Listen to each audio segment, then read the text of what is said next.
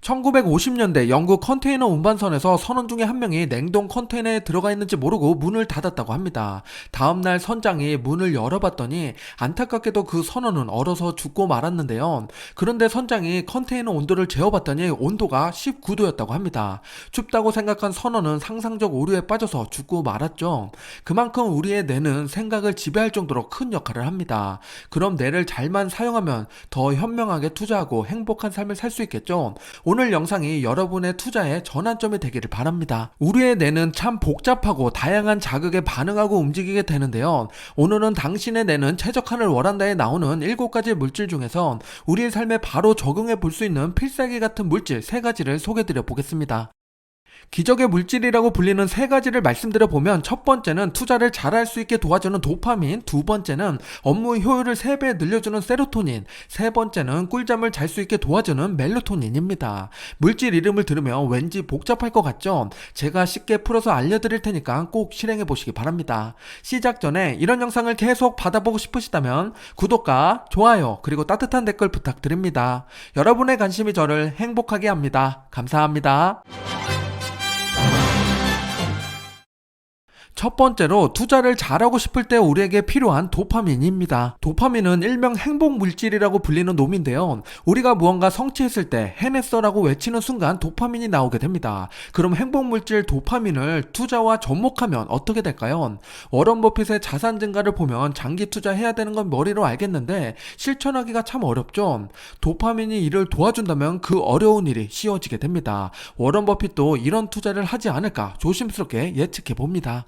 책을 보면 도파민 분비와 성장 단계라는 7단계 매뉴얼이 나오는데요. 실은 작년에 시작한 수페 챌린지 구조를 만들 때 이 책을 참고해서 구성했습니다. 수페 챌린지 사례를 가지고 말씀드리면 더 이해가 쉬울 것 같은데요. 챌린지 하지 않아도 지금부터 말씀드리는 루틴을 따라해보면 손쉽게 장기 투자하실 수 있게 될 겁니다. 하나씩 짚어볼게요. 첫 번째 단계는 목표를 설정하라입니다. 수페 챌린지는 커피값을 아껴서 매주 S&P 500을 한 주씩 매수하라는 목표를 설정했죠. 소비를 줄여서 투자하는 목표 설정입니다. 저는 매주 금요일 9시 반에 매수하고 있는데요. 이렇게 매수하면 좋은 것이 시간이 5분도 걸리지 않는다는 건데요. 우리 삶에 중요한 순간들이 많은데 호가창 보는데 많은 시간을 쓰면 너무나 아깝죠.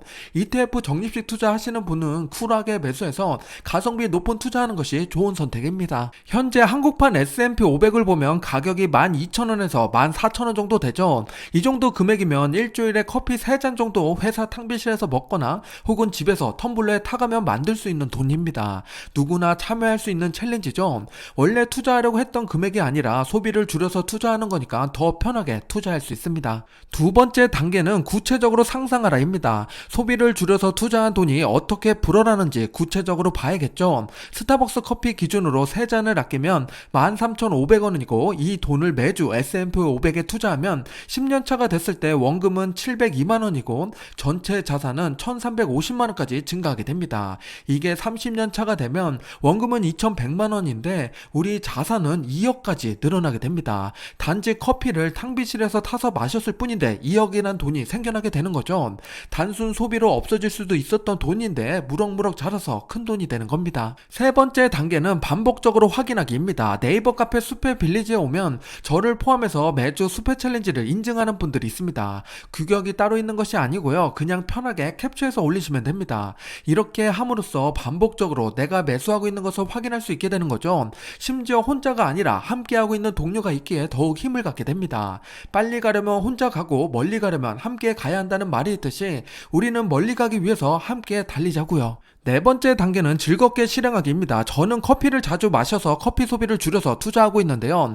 챌린지 하시는 분들 중에는 금연을 선언하고 시작하는 분도 있고 술 약속을 줄이고 시작하는 분도 있습니다. 통신비 절감과 자녀 계좌로 투자하는 분들도 있는데요. 방법은 다르지만 결국 함께 투자하자는 미션을 갖고 있기 때문에 각자 즐겁게 실행하고 있습니다. 다섯 번째 단계는 목표 달성 시 보상하기입니다. 보상이 있어야 동기부여가 되기 마련이죠. 작년에는 1년 완주하신 분들에게 커피 쿠폰을 선물로 드렸습니다. 올해도 만 1년 채운 분들에게 보상을 해드려야겠죠.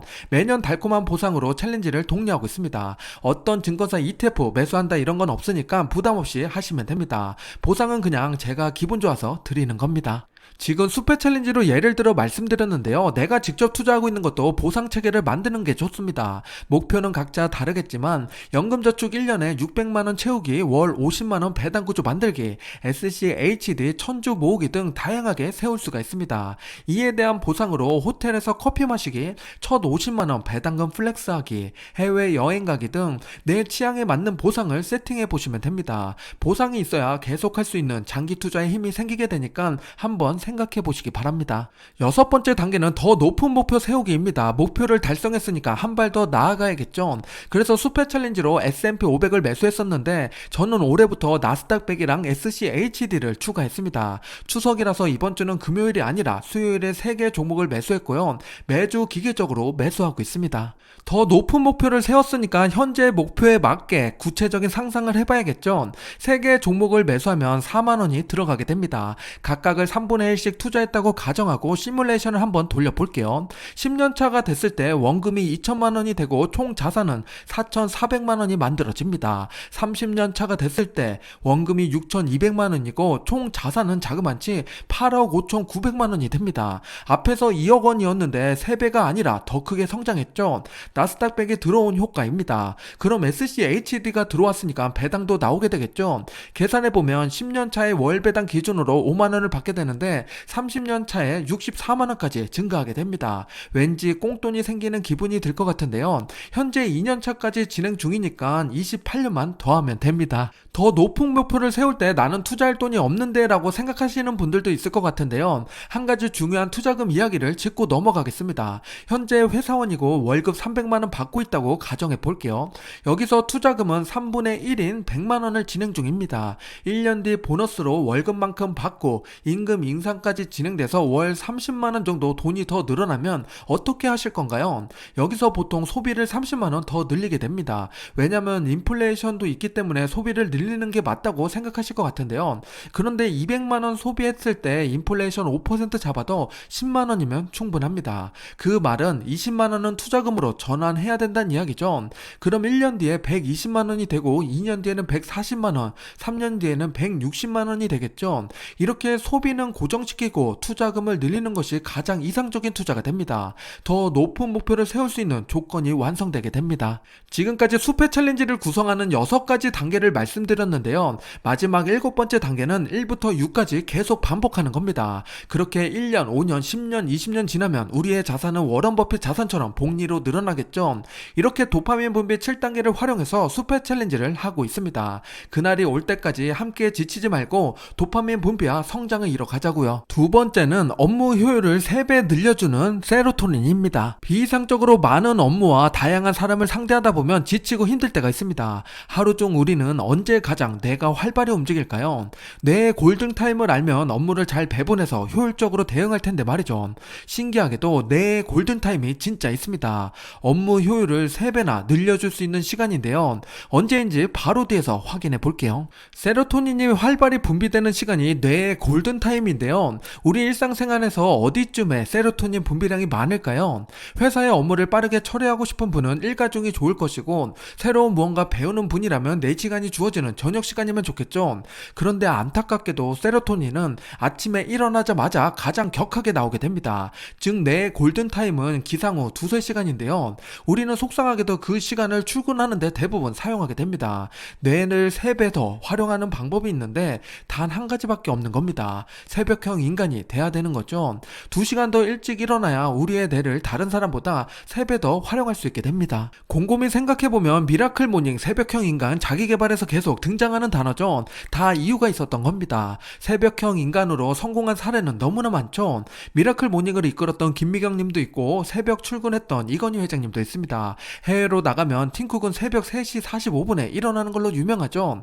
결론적으로 온전히 나의 새벽 시간을 갖는 게 정말 중요합니다. 새벽에 2시간은 낮에 6시간과 맞먹는 효과인데요. 저도 회사 다닐 때 새벽에 일어나서 수페TV 영상을 만들었습니다. 지금은 아침 뉴스를 하고 있는데요. 우리 구독자분들도 나를 위한 시간으로 활용해 보시는 건 어떨까요? 세로토닌은 햇볕을 쬐고 리듬 운동할 때 더 분비가 잘 된다고 하는데요. 새벽에 조깅하는 것도 좋은 대안이 될 겁니다. 아침에 기운을 받아서 대성하자고요. 마지막 3번째는 숙면을 취하게 도와주는 멜로토닌입니다. 요즘 불면증으로 잠을 잘 못 주무시는 분들 분들이 많죠. 뒤척이다가 설잠 자고 다음날 일어나면 하루 종일 찌뿌둥합니다. 머리는 멍하고 업무도 손에 잘 안 잡히는 경우가 있는데요. 지금부터 꿀잠 잘 수 있는 방법을 소개드려 보겠습니다. 앞에서 소개한 세로토닌은 아침의 태양이라면 멜라토닌은 밤의 별과 같은 물질인데요. 멜라토닌이 많이 분비돼야 맥박 체온 혈압이 내려가면서 잠을 잘 잘 수 있게 됩니다. 멜라토닌은 1958년에 발견된 물질로 그리 오래되지 않았는데요.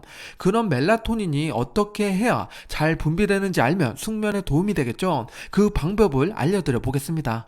멜라토닌 분비를 활성화시킬 수 있는 세 가지 방법은 정말 간단한데요. 집을 어둡게 하고 잠들기 전에 TV나 스마트폰 같은 화면을 보지 않는 겁니다. 가만히 누워서 잠이 안 오면 저는 책을 보는데요. 그럼 30분 안에 잠이 듭니다. 정말 쉬운 건데 우리가 잘 못 지키는 것들이죠. 누워서 스마트폰 보시는 분들 많을 겁니다. 그게 가장 안 좋은 습관인데요. 그래서 저는 마루에 핸드폰을 놔두고 잠에 듭니다. 조명은 1000룩스 이하면 멜라토닌 분비 저항이 안 생긴다고 하는데요. 불면증 있는 분들은 처음에 힘들 수 있겠지만 이 세 가지 한번 지켜보시길 권장드립니다. 지금까지 당신의 뇌는 최적화를 원한다에 나오는 7가지 물질 중에서 3가지를 간추려서 말씀드렸습니다. 뇌에 대한 이야기라고 생각하면 어렵고 복잡하다고 생각할 수 있는데요. 이 책은 정말 쉽게 잘 풀어서 설명한 게 장점입니다. 우리의 뇌를 잘 알아야 나의 주인이 내가 될 수 있겠죠.